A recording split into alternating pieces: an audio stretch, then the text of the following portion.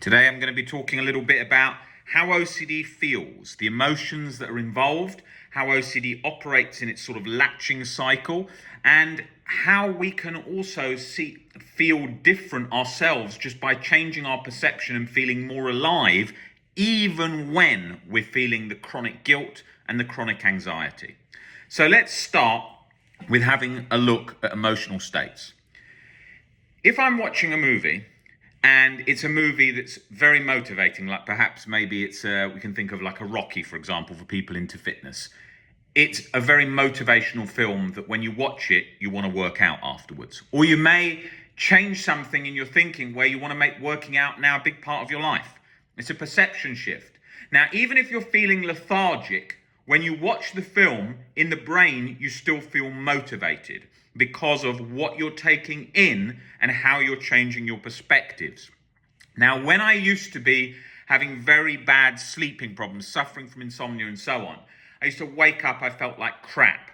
And I had fragmented sleep, felt like I was awake the whole night, on and off sleep, waking up early in the morning, finding it hard to go to sleep for hours. Everything you could imagine that goes into the topic of insomnia, I was experiencing. And that journey, each day I would go, when I went for a walk, I'd be sweating because my nervous system would feel tired and exhausted. But even on some pretty bad days where I hadn't even slept that much, once I started a workout, once I started getting myself a bit more motivated, I felt a fair bit better. And that's why life structure, even when feeling bad, is key. I had days when I had chronic guilt latched around the stomach for years, and I went in and had a workout. I went out and saw friends, and there was moments that night that was still great despite it clamped around the stomach and feeling like I was facing impending doom. We have the ability to change our perspectives and to give ourselves glimpses of motivation and feeling revitalized by what we're listening to, what we're watching, what we're getting involved in. That is a key part of life. I go into a gym without headphones. I work out, but I put on a song that kicks right into that feeling, and suddenly you feel stronger, you feel more alive. All of this is perception. If someone had said to me, look, I just tested how long you've been asleep for, and you've been asleep and you actually slept 9 hours when I thought I slept 3. I'd have felt motivated just by the fact that I knew I slept 9 because I was so concerned about not sleeping enough.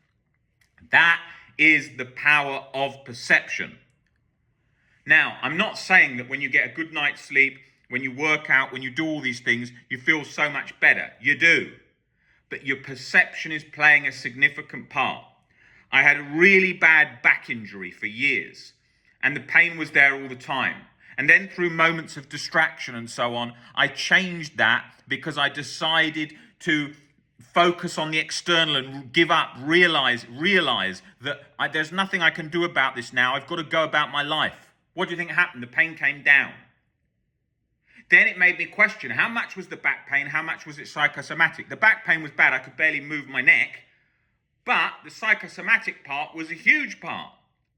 People do not realize that. People do not understand that. It is such a vital key part.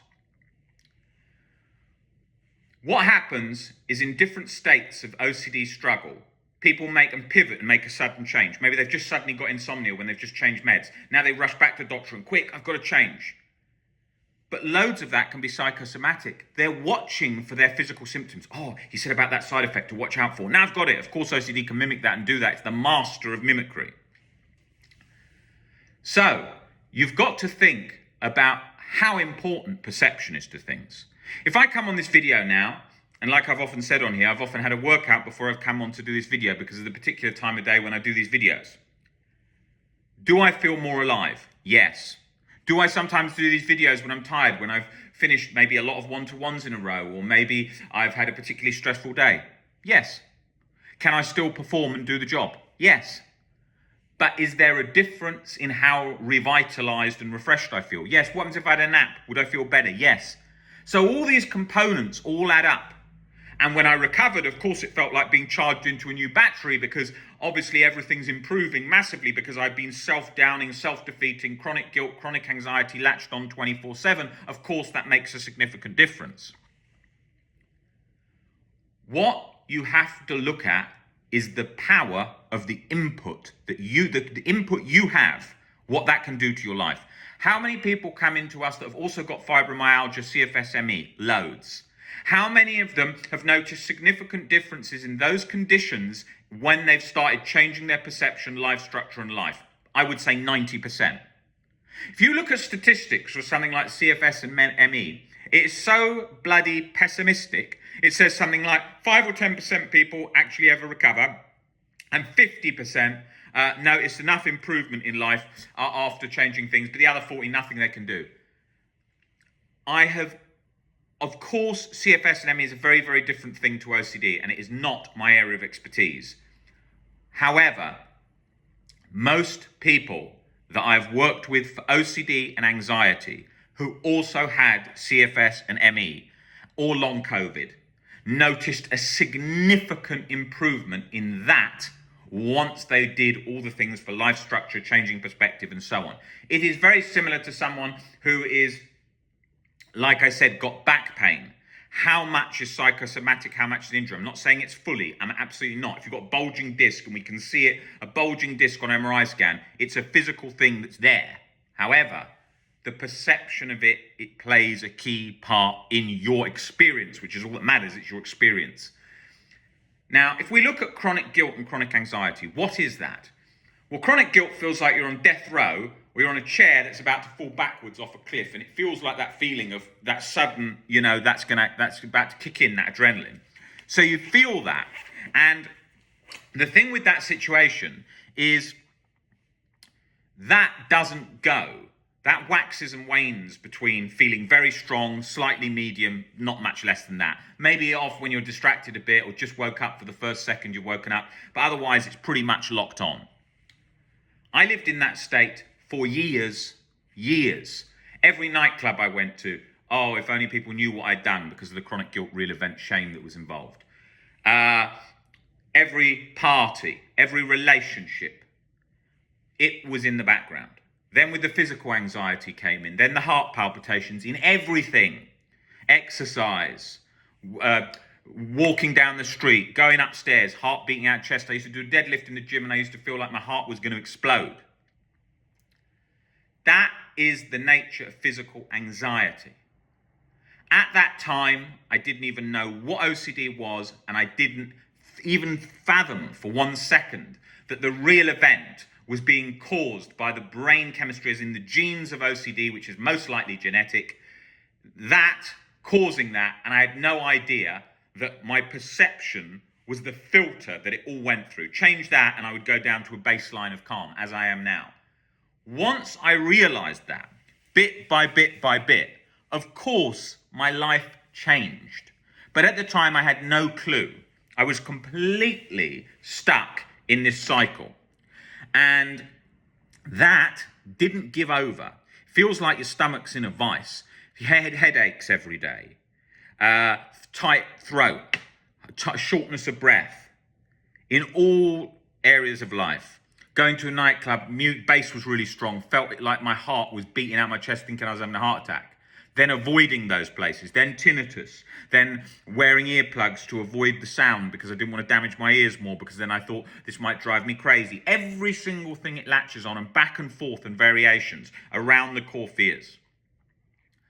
OCD is a disorder that brings with it a complexity of different emotional states. Guilt, anxiety, mimicked emotions, loss of connection, low, fatigue, depressed, all. People get too caught up on terminology for mental experiences. I'm depressed, I'm anxious, I'm really depressed and I'm not so anxious. Irrelevant. The problem is the perception at the core, which acts as the filter where all of those emotions are stemming from.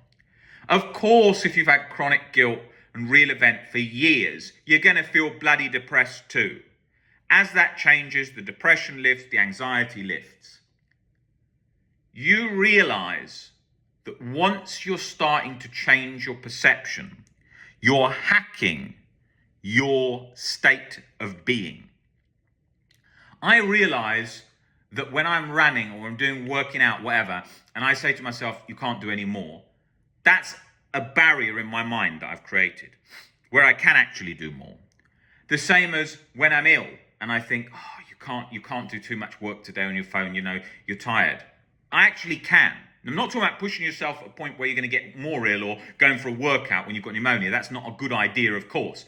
But I'm talking about these mental barriers. These are in everything. Societal constructs about them. Oh, I've finished work, now I have a rest, watch Netflix for 3 hours. Who invented that idea? You copied other people. Do you feel sluggish watching Netflix for hours? If you're watching box sets, film after film after film, and I have done that many times, when you're doing that, when you're watching 5-6 episodes in a row, you're starting to feel shit. You're using sugar highs to get you lifted up. And you're watching, you think, I can't wait to just get to the exciting part to know what happens. And you're just waiting for the know what happens. The same as computer games. When you're a kid or whatever, you want to get to the next level, to see the next level, to see the next level. All things are like that. So your state of perception is playing that much of a part in your physical experience and that much of a part in your life. In your life. If I want to get into really good shape, I want to get my mind in a position that gets me through the hurdle of, I don't want to go to the gym, gets me through the first sets, then with the music and the other factors, they don't have to be there, I can do it without and still push myself to do it, but I can create a mental environment that is going to encourage me going towards my goals. So how do we do that for OCD? You look at people who have recovered. That's why we share so many stories of this. You look at people further along than you were 1 week ago, 1 month ago, has just started, and 1 month ahead, 2 months ahead. So it's motivating you. You're seeing the stories. You're seeing how they improved. You're seeing how their thinking's changing, how they're not on the couch, and now they're doing a run. These different things, they add up. I can speak to somebody who can be completely hopeless. They've got really bad harm OCD and they think they should just hand themselves into someone in prison. And I tell them a couple of stories of people that have had similar ones to them, but not obviously through comparison compulsions of, was it like me? Was it like this? Not that. But to give them hope. And what happens when they hear it? Suddenly a spark in the brain. Shit, maybe there's a chance I can get better. Right? We all feel like that. I felt like the complete exception. I didn't think I had OCD. I did not think I had OCD. This was real. I could remember the event. I could remember the event clearly in my head. How on earth could that be a thing called OCD if I remember that event? OCD morphs and changes, real events, false memories, it adapts, it adjusts it. It makes that cocktail of chronic guilt and anxiety. And that is how it creates that, okay? And it is the master of mimicry. The level it can do things, never underestimate. You could just go on a plane, walk into the bathroom, and there's a bit of soap on the handle. You're going on your holiday. And you think you've got a sexually transmitted disease. And because your holiday's coming up, you don't want it ruined, and now you think your whole holiday's ruined until you find out if you haven't got HIV. It can create that from such a minuscule risk. So you have got to be thinking about how much you want to recover, how proactive you're going to be, and being consistent in getting your mind into a place where that becomes a habit and you want to make that change. If you do that, you will not end up in a coasting position for years, which so many people with OCD do, because once they get to a level of function that's good enough, they then give up the reading, they give up the breaking down the beliefs, they give up the harder exposures, they give up all that stuff because it feels too difficult and too consuming and they haven't got the energy, and then they start to think, this is as good as it gets for me, and bang, they're stuck at a plateau. The same as the person in the gym, stuck at a plateau when they haven't improved much. They've been doing the same workout, the same situation, going in with the same mindset and been getting the same results. Same in business, same in sports, same in anything that you're trying to do in life. If you're putting in the same thing or a variation of the same thing that's only slightly different, you're going to get the same result.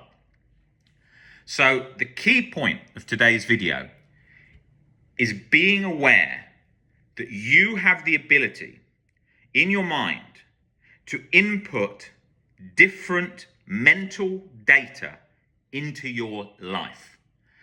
If you do that, you are going to transform your life, because what you're putting in is going to deliver a completely different result.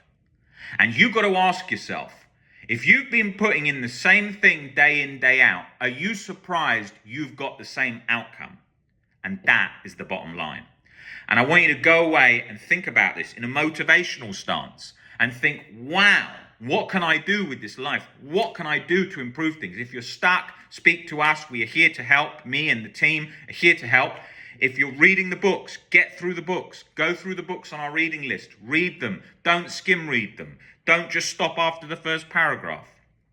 Go through these things. If you're doing hard exposures, keep going through a hierarchy. Keep going up through those exposures. You can do it. The fear is an illusion. It's a mental barrier. It is a bluff. And that is the closing note of today's video. The fear is a bluff. If you push through it, you see that. And then think about how many bluffs in your mind are there in all areas of your life. And go out and go for your goals, go for your dreams, go for all those things and push through that, because you can have that and there is hope and you can do this and you can make significant change, but you've got to change the input.